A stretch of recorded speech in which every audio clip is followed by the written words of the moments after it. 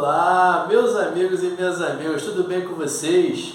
Eu sou Gustavo Eugênio do CGE Consultoria e Estudos Jurídicos e hoje, pessoal, estou aqui de volta para dar continuidade a essa série de vídeos que nós estamos encaminhando aqui todos juntos. Jornada da Hora Extraordinária. É isso aí, pessoal. Vamos de uma vez por todas conhecer os detalhes e as características da jornada de trabalho, aqueles pedidos que você precisa conhecer para elencar na petição inicial, quando você é o advogado ou advogada reclamante. E por outro lado, você como advogada ou advogado da empresa, do reclamado, você também precisa conhecer para se defender. Hoje eu vou conversar com vocês sobre intervalo interjornadas. Lembra que eu disse para vocês no vídeo passado que vocês precisam conhecer a diferença do intervalo intrajornada e intervalo interjornada? Essa diferenciação é muito importante, porque vai refletir no direito do seu cliente, seja trabalhador ou empresa. Se você não sabe a conceituação, você vai pedir coisa errada. E se você vai pedir a coisa errada, o seu pedido ele será indeferido. Por outro lado, se você está advogando para a empresa e você se defende de forma errada, por exemplo, era um pedido de interjornada e você está dizendo para o juiz que a reclamante ou o reclamante não tem direito ao intervalo de refeição, você está falando errado. E pior do que você falar errado, você não defendeu o seu cliente de forma especificada. Provavelmente a juíza ou o juiz ali, o magistrado, ele vai perceber que foi errado, ou seja, você não se defendeu acerca daquele pedido constante da petição inicial e provavelmente você vai levar uma revelia sua. Por mais que você tenha oferecido a contestação naquele pedido específico, você não se defendeu. Se você não se defendeu, você vai ser rével acerca daquele pedido. E com certeza, você advogado ou advogada da empresa, você não vai gerar esse prejuízo, você não vai querer que a empresa seja rével daquele pedido. Pois se ela for rével daquele pedido, provavelmente você sabe disso, provavelmente a empresa irá ser responsabilizada pela leis trabalhista e vai ter que pagar aquele pedido que não teve defesa na prática. É assim que funciona. A não ser que você, com as provas que você tem nos autos, você consiga se defender. Mas você sabe, como eu sempre digo para vocês, quando tem revelia, é bem complicado de você se defender e evitar essa condenação.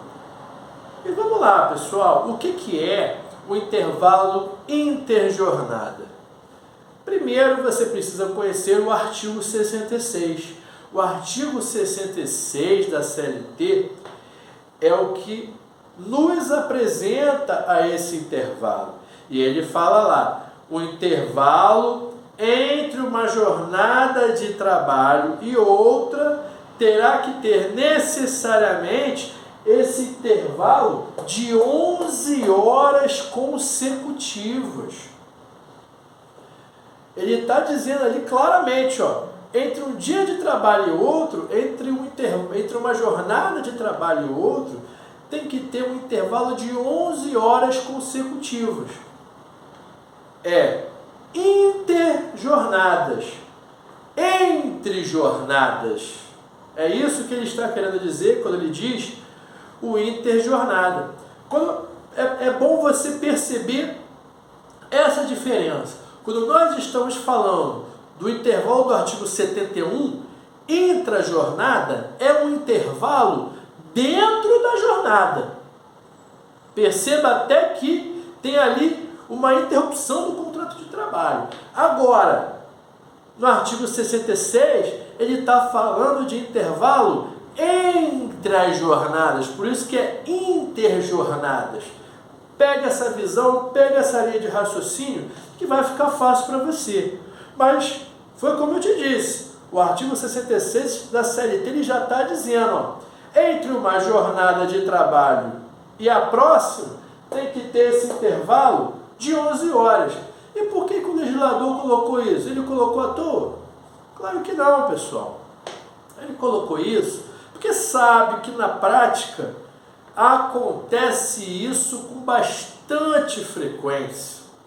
E é por isso que a legislação está falando, ó, quando há ausência do intervalo entre a jornada, vai ter a mesma regrinha do artigo 71, pagamento de horas extras, 50% e por aí vai. Quer ver um exemplo de ausência, de supressão do intervalo interjornadas? Poderia dar vários aqui para você, mas eu sempre gosto de dar exemplos práticos e que eu particularmente vivi. Eu não gosto de contar exemplo dos outros, porque eu não sei até que ponto é verdade, é mentira, né? Independente de ser mentira ou não, até que ponto está totalmente correta essa informação, você sabe, né? Nem sempre a informação ela chega para a gente de forma cristalina. Eu trabalhei numa empresa famosa aqui do Rio de Janeiro, e o que acontecia? Esse funcionário era um funcionário que, primeiro, ele não tinha um cargo de confiança. Depois que ele adquiriu o cargo de confiança, a gente nem conversa mais sobre intervalo entre a jornada e interjornada. Mas ele, antes da alteração da carteira de trabalho dele, ele já era um funcionário de confiança da empresa, que já trabalhava há vários anos na empresa. Só que não tinha isso no cargo. Ele, muitas vezes, o que acontecia?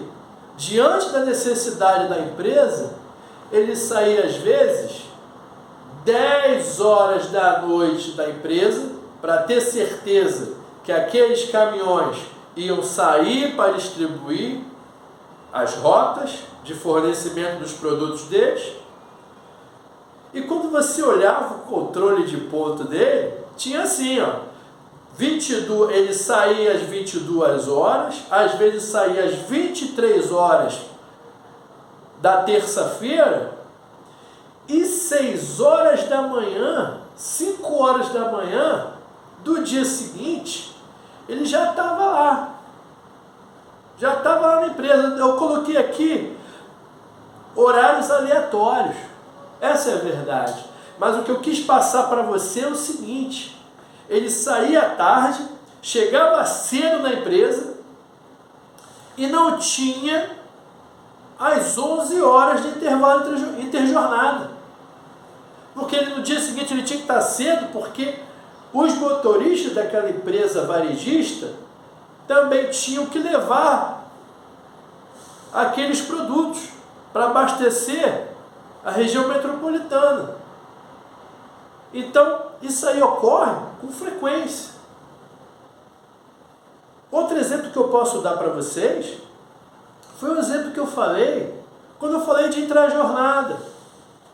Enfermeiro, enfermeira. Imagina a seguinte situação. Essa enfermeira, ela trabalha na escala 12/36, em regra. Entra às 7 da manhã e sai às 19 da noite. Aconteceu isso, tudo bem. Aí, digamos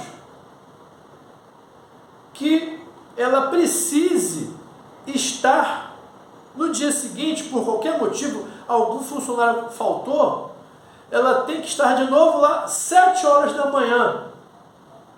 Ela já não vai estar cumprindo aquela escala 12/36. Tudo bem, já tem esse detalhe aí. Mas, fora isso, eu vou colocar um outro ponto. Por quê?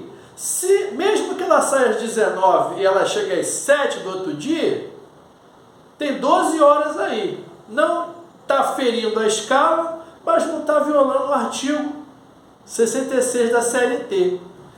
Mas se, por acaso, naquela jornada que ela deveria sair às 19, se o funcionário não chegar, o funcionário ou a funcionária que deveria cobri-la, se atrasar ou se ausentar, já pensou se ela, em vez de sair às 19, ela sai às 22 horas, da terça, por exemplo? Será que na quarta-feira, às 7 horas da manhã, ela estará respeitando o intervalo interjornada previsto no artigo 66 da CLT? Com certeza não. Ela estará violando, porque não tem 11 horas consecutivas de intervalo interjornada entre uma jornada e outra.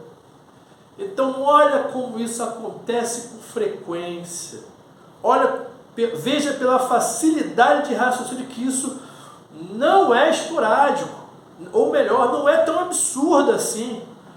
No nosso dia a dia, por N motivos, erros da empresa, erros dos funcionários, imprevistos que um funcionário, uma pessoa comum pode passar, acontece. A gente sabe que acontece. Só que às vezes a gente não consegue proteger as regras previstas na lei. Aí cabe à empresa ter uma forma de contingência, ter um plano B. Mas a gente sabe que também às vezes não tem plano B. Mas se ela passar, se ela violar o artigo 66, o que ela vai ter que fazer se ela não tem um plano B?